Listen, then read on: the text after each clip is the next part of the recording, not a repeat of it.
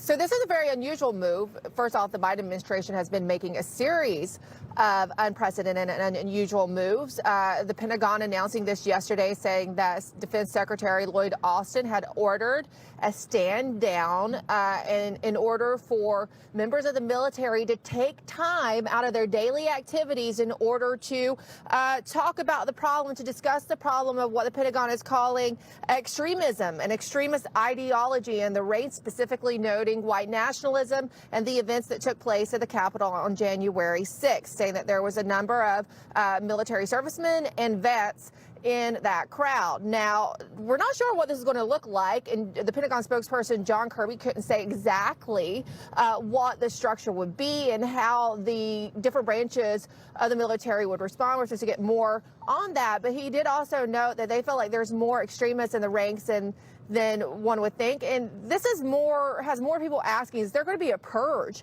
from the military? One thing is for sure is that the Biden administration is purging Trump political appointees far and wide in the government. Of course, we talked about the defense boards, advisory boards yesterday. That's nothing against the law. It might not be in keeping with tradition, but it's not illegal. But there is a question of legality for other boards, independent boards, that the Biden administration has made moves to fire Trump appointees before their terms have ended. Many of them were supposed to be on terms up to 2024. Those boards include the Administrative Conference of the United States and the National Capital Planning Commission.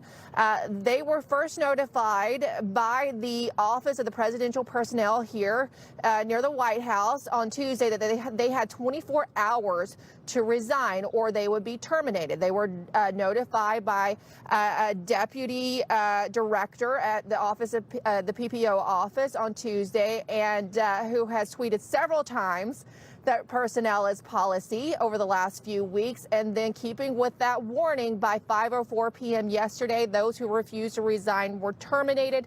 They're questioning the legality of this. Many say that there's laws protecting them from being fired, even though there's a change in administration and they've already filed lawsuits. Now, keeping with the theme of people and policy, that's going to be the focus at the State Department today when President Joe Biden makes his appearance. According to Press Secretary Jen Psaki, he's primarily going there to thank the people of the Foreign Service for what they do for the government and for the United States. But he's also given a foreign policy speech. And as you said, people are going to be watching to see exactly what President Biden says about both Russia and China. Jen Psaki was asked about this yesterday. Take a listen. Engagement, even directly with President Putin, tells you a bit about the difference alone.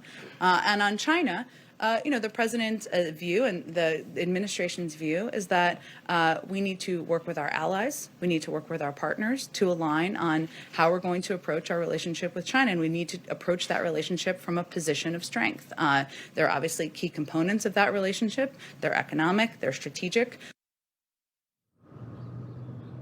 So Psaki already hinting at possible friendlier relations with both Russia and China. But we'll keep a watch on what he says today.